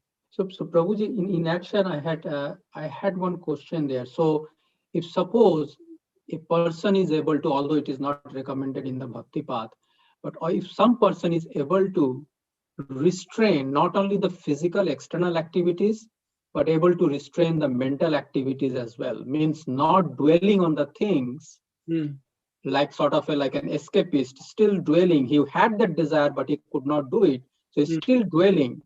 So he's kind of feigning inaction externally, but in his mind it is still going on. So there is a mental activity, although physical activity is stopped, that mental activity is still there. So can we consider that inaction? Well, Krishna mentions in the second chapter where he says that a person externally restraining the senses and internally dwelling on the sense objects is a hypocrite. And then Krishna says, might as well be where you are, instead of artificially restraining yourself, and that just work and purify your senses as part of it. And Ashramada Prabhu, I don't know about the exalted souls like you, but fallen soul like me, I'm not exalted soul. I try, I sometimes trip, but I never give up hope that this eventually I will get success, and Krishna is there to help me. So it's better to be completely open and honest in front of Krishna. Oh Krishna, this is the path I have chosen, and this is where I am at. I'm doing my best to follow, but please help me. Yeah, thank you, Prabhu. Thank you. Thank you. Divyangi, you had a question? Yes, Prabhu. Prabhu, so we spoke about karma, akarma, and vikarma. So we also have karma yoga. So karma yoga is like where we try to do our prescribed duties as service to the Lord. So will that fall in the category of akarma, or because we're just trying to dovetail, not completely in the pure stage of like doing it for the pleasure of Krishna? So will that be akarma, or is it like leading to akarma? Okay, go ahead, Matsu. No, that was my question, Prabhu. Okay. So in the karma yoga, the whole goal is that I will do my duty. I'm a business person. I don't have a serious, I'm not chanting, I'm not seriously involved in Bhakti Yoga. I know there is God and I know I have to do my duty. And whatever fruits I get, portion of it or whatever, I can offer it to the Lord or do something for the Lord. Yajnartha karmanonyatra lokoyam karma bandhana. The chapter. You do your duties for Vishnu, then it won't have reaction. But in the third chapter, my prescribed duties are important to me. Vishnu is not. Vishnu is a person who is going to reduce the reactions that I'm doing it as part of my karma.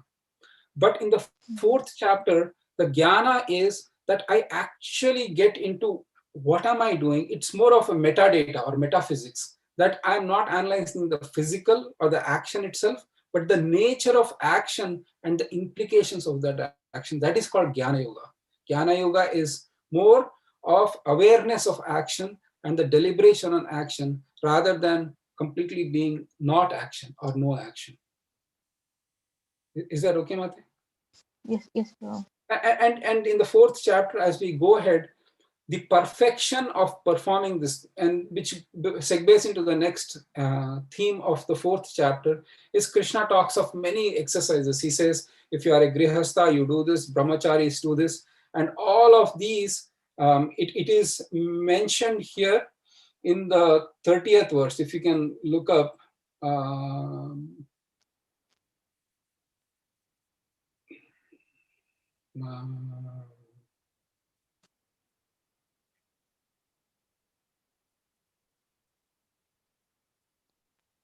33rd verse. That is the culmination of that section. That section, right, where we read still incoming, outgoing breath, outgoing to incoming breath, and then sacrificing of possessions, brahmachari sacrificing the senses into the fire of mind to control, so on and so forth. 33rd verse, one of the devotees can read the translation. Okay. I can read. Go ahead. Jayashree Mataji opened up, so please. It's still talking about fourth chapter, right, Prabhu? Yeah, fourth chapter, 33rd verse. Yeah. O chastiser of the enemy, the sacrifice performed in knowledge is better than the mere sacrifice of material possessions. After all, O son of Pritha, all sacrifices of work culminate in transcendental knowledge. So where do sacrifices culminate in? Transcendental knowledge. So the whole idea is, when I apply jnana to the work, knowing what is akarma, so using my intelligence or knowledge to discriminate the work and act upon it, you actually will be situated in a state where you are self-realized, or you are in Brahma Jnana or Jnana Yoga, the culmination. Krishna is saying this. Now, in Kali Yuga, so performing fire of death control, performing sacrifices, that seems a little tough. Krishna is here giving the shortcut. And Gayatri, you want to do the shortcut with me? Type 34th verse.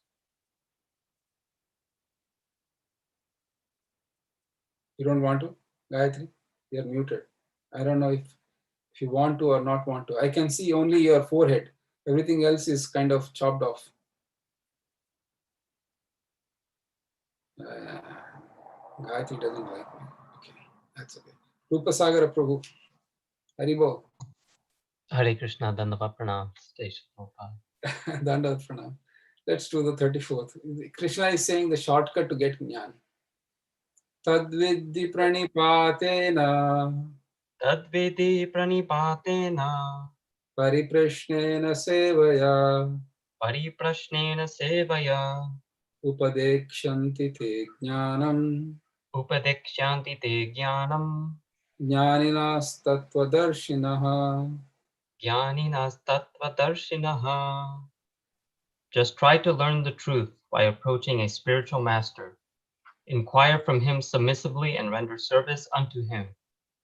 The self-realized souls can impart knowledge unto you because they have seen the truth. Thank you so much, Rupasagar Prabhu. So, after giving a whole length of ways or list of sacrifices that you can do to attain knowledge, Krishna is giving you a shortcut. Tadvidhi pranipatena pariprashnena sevaya upadekshanti te jnanam jnanena statvadarshana. And he says just through two means. One is pariprashnena and sevaya. By asking these two questions of a bona fide spiritual master, you get the knowledge. And then what happens? What is the symptom of when you get knowledge from a spiritual master who is bona fide? I ask Archana Siddhi Mataji, you are there?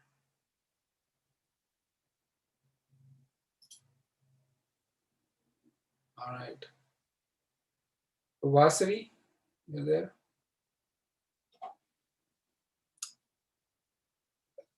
Who wants to do the next verse with me? I will do, Prabhu. All right. It's 435. Yajñātvā na punarmoham. Yajñātvā na punarmoham. Evam yasyasi pandava. Evam yasyasi pandava.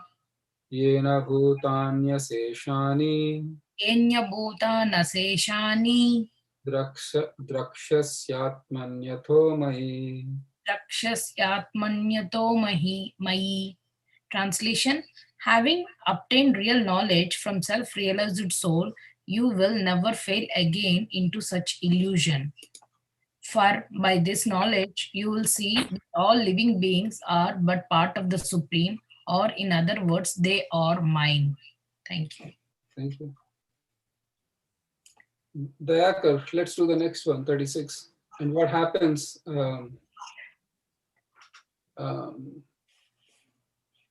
What is the benefit to you if you do it? 36th verse. Dayakar, are you there? Hare Krishna Prabhuji, Dandavat. I am there, Prabhuji. Thank you. Api chedasi papebhyah. Api chedasi papebhyah. Sarvebhyah papakrittamah. Sarvebhyah papakrittamah. Sarvam jnanaplavenaiva. Sarvam jnanaplavenaiva. Vrijinam santarishyasi. Vrijinam santarishyasi. Translation: even if you are considered to be the most sinful of all sinners, when you are situated in the boat of a transcendental knowledge, you will be able to cross over the ocean of miseries. Thank you. And then how can we cross over is mentioned in the next verse. Prabhuji, one point, Prabhuji, I just Yes, wanted to yes. share. I don't know, Prabhuji, how did you read my mind? I just thought of raising my hand to read the next verse. You called my name. Seriously, Prabhuji, I'm really thrilled, surprised, shocked as well. I was thinking, I was just about to put my name. Whether I need to put my name or how do I tell you? I'm just thinking of you. You called my name. Seriously. Hare Krishna. Hare Krishna, Prabhuji. So crossing, just having this knowledge, this is no Harvard, Yale, or MIT or Stanford will not give you this knowledge. And this knowledge is so precious and valuable that you will never have to, once getting this knowledge, you never have to worry about going to Stanford again. That is the power of this knowledge, that you will cross over the oceans of material world. But what is the power of this knowledge? Krishna is saying in the 37th verse. Let's do that, and then we can. Who wants to do? Shall I read, Prabhuji? Yes, please. Yataidamsi samiddhognir. Yatadasmi samayedogrir. Bhasmasat kurute Arjuna. Bhasmasat krute Arjuna. Jnanagni sarva karmani. Agnanagni sarva karmani. Bhasmasat kurute tadha. Bhasmasat kurute tata. Translation. As a blazing fire turns firewood to ashes, O Arjuna, so does the fire of knowledge burns to ashes all reactions to the material activities. Thank you, Prabhuji. Because the problem is I don't know which activities cause what. I I don't have that prior information. For example, if you have to play a game and switch one if you choose, um, so so the idea there is you, you click one of the switches, you will get $10,000. You click one of the switches, you will get a rasgulla, and the third switch you click on, you get electric shock. But the problem is you don't know which switch does what. That is how the actions in the material world happen. People blindly do activities with no consequences or ramifications on what comes out of it. And because they don't have an idea, and the mind is like pushing them to do those activities, thinking they will be happy, they are entrapped in the material world, and the reactions of the work accrue, and then you get another body. Parabhavastava abhoda jata yavanna jignasi kamatmatattvam. It's mentioned in Bhagavatam. So as long as one doesn't have this awakening of what my actions can have ramifications, I keep doing the same thing, and their repeated birth and death happens. And Krishna is saying, if you acquire this knowledge, then that actually burns up the reactions, because you're familiar with what needs to be done, what needs to be done. Now, if you coming back to the original thing, if switch one gives you $10,000, switch two gives you a shock that will kill you, switch three gives you one rasgulla, then if you're hungry, you don't take switch one. If you're suicidal, sure, I'll go for switch two.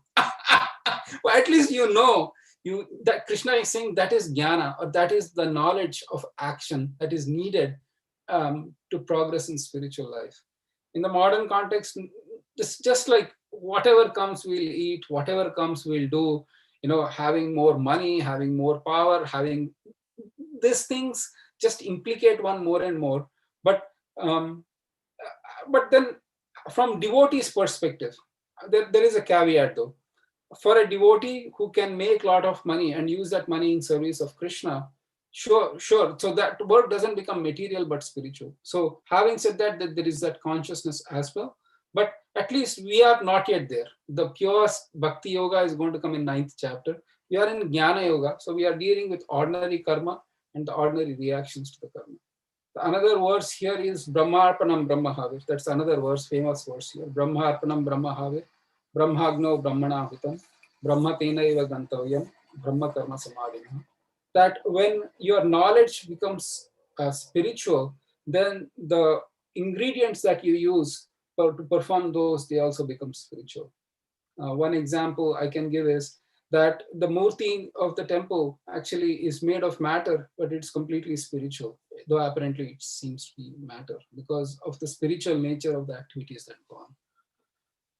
And in the last verse, Krishna says that that therefore the doubts that have arisen in your heart out of ignorance should be slashed by the weapon of knowledge. O armed with yoga, O Bharata, stand and fight. Not you got knowledge, now you can go home. No, he says stand and fight. Still the action is not easy. So you can see the people's charge or people's fear. Oh my God, you are reading Bhagavad Gita, you'll go to forest. Are Baba, Arjuna wanted to go to forest and Krishna is not even letting him go till the 18th chapter. So it is a call for action, not for going to forest. In fact, if the children actually read Bhagavad Gita, they get such inner confidence that they are not overwhelmed by results. Oftentimes kids have this, in India at least growing up, we had this intense pressure that the results mattered a lot. And children would hold themselves to that high standards of parents' expectations. And often there are so many sad and tragic stories about suicides because, instead of getting 98.9%, they got 95.4%. But having this knowledge, the child will be so confident knowing that results are not the end goal of life. I'll do the best I can, but I'll never give up my action. I'll never be lazy, and I'll do the best I can. So it's an important thing. I think we can stop here. It's 2:59. So this model is better, that we cover the entire chapter in the beginning and pick few themes and then we discuss. What happens is, if we go every verse, then time is spent trying to read verses, and then in the end we have to rush. If the verses remain, then last 5 minutes I have to rush through the verses. Otherwise we can pick the themes and then we can discuss. And also karma, akarma, vikarma, who knows? Might show up in the exam, might not show up in the exam. So you better read up on that. It's important. We should know. We should have a clear understanding. This pattern I like, Prabhuji, whatever you say. Okay, thank you. Thank you. And then it'll be over by 3. Otherwise, we may have to spill over and the devotees will have other things to do. Already it's 2 hours. They might be thinking, they might be recollecting the horrifying situations they had in life. For example, maybe I had to spend 10 days with my mother-in-law alone while my spouse had to go somewhere. Or I had to go to the dentist for the root canal. Or I pretty much didn't work throughout the year and I had to approach and go for the performance review for my boss. Or there is a layoff in the company and the HR said, hey, we need to have a word with you. You have all these situations in life and you will feel, oh, those were so pleasant compared to this Bhakti Shastri class. Goodness gracious. It will become like that if I continue for another.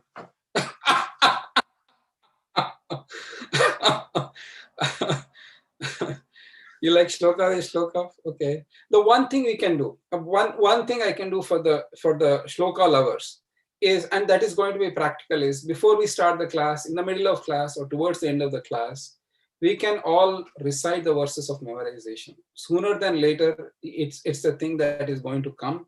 And it repetitively, if you just hear and listen, you don't remember, even if you remember one word of it, it is still there in your mind. So we can do the verses for memorization every time. And then I can point out as we read the verses, some famous verses that you might like. So in 4th chapter, we have very famous verses like Paritranaya Sadhunam Vinashaya Chadushkritam. And then Dharma Samsthapanarthaya. So there are a few famous verses there and you can take a look at it. And then the another important thing I forgot to discuss, but something you can read up, I want to mention is Ye Yathamam Prapadante verse comes up. It's a very important verse, how the Lord reciprocates. So those are the things that you can. So we can do that. We can do the shlokas, memorization of shlokas. We can do the English. And then if it's a short chapter, maybe we can do all the shlokas for that chapter. So let's see how it goes. I'm not saying it's hard and fast, but if this is what many devotees like, we'll keep this way. So it's 302 right now. Easier.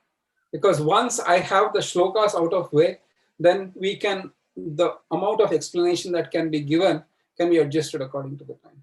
We are not under rush. So that is only my consideration. So if you want shlokas, we can do shlokas, we can do translation, but the calling of everybody, that can take time. So if you have the list ready, and if you can be called, we can do the shlokas. But for now, let's keep it like that. Anything? Jai Shri Mataji, what do you think? Jai Shri Radha Mataji, is that okay? Sorry, I couldn't unmute. So yeah, Prabhu, I think understanding the themes is really good. Understanding the concepts is really good, and also blending the shlokas is perfect, because yeah, otherwise we'll miss the shlokas. It's really nice to recite those with you. Okay. Thank you, Mataji. Sukha Mataji, thank you. How are you doing?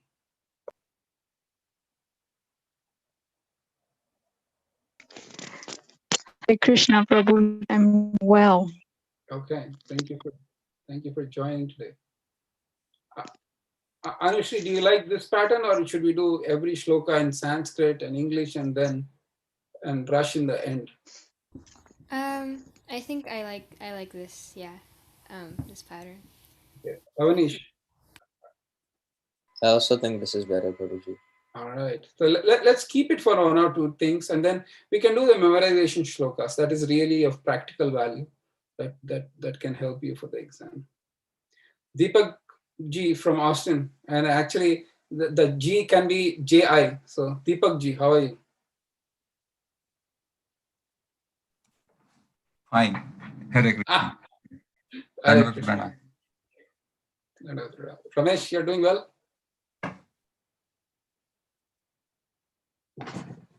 Yes, Prabhu. Thank you. Hare Krishna. Hare Krishna. All right. So we'll stop here. Thank you so much, Srivas Pandit Prabhu.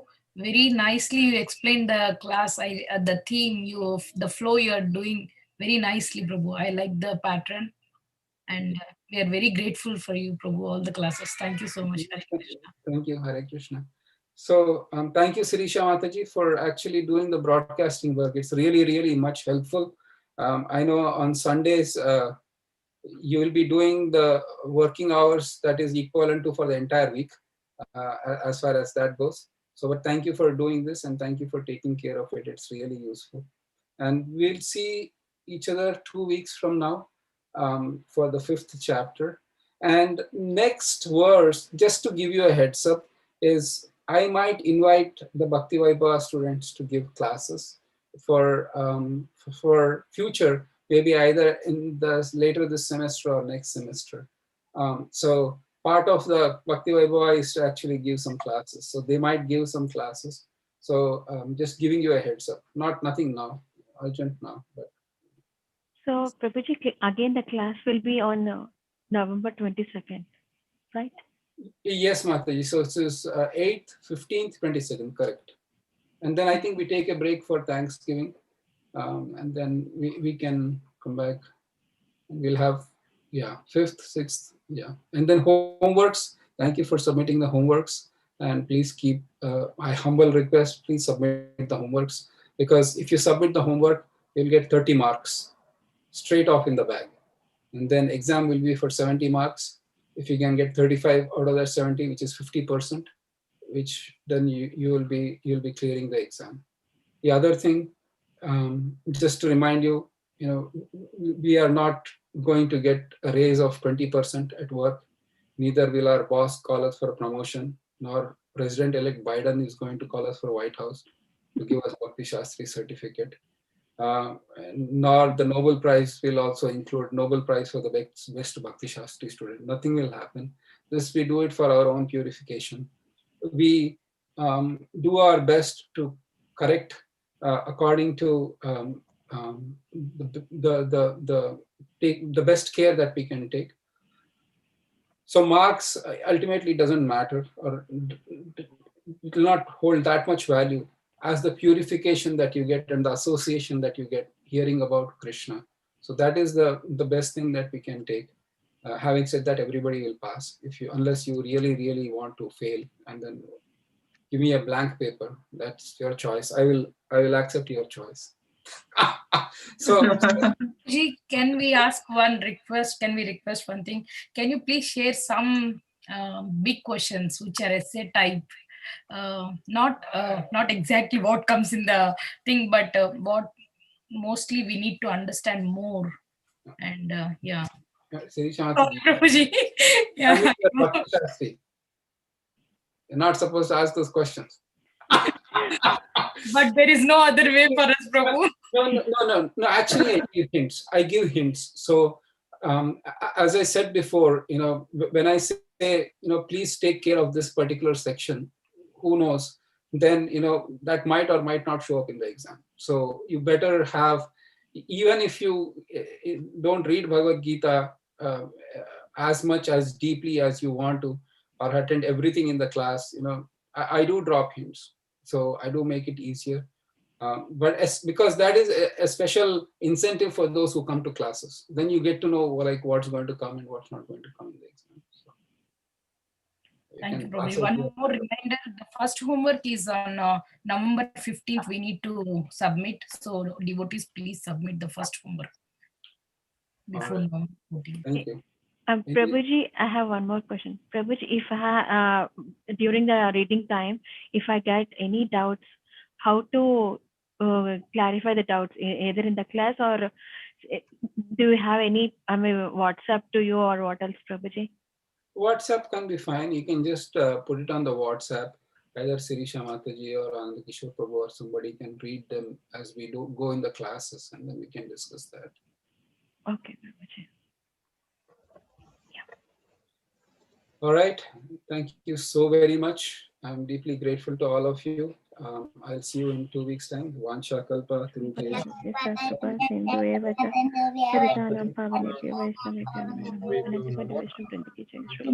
Hare Krishna. Hare Krishna, Prabhuji. Happy Thank you Kartik. so much, Prabhuji. Thank you. Happy Kartik. Hare Krishna. Happy Kartik. Hare Kartik, thank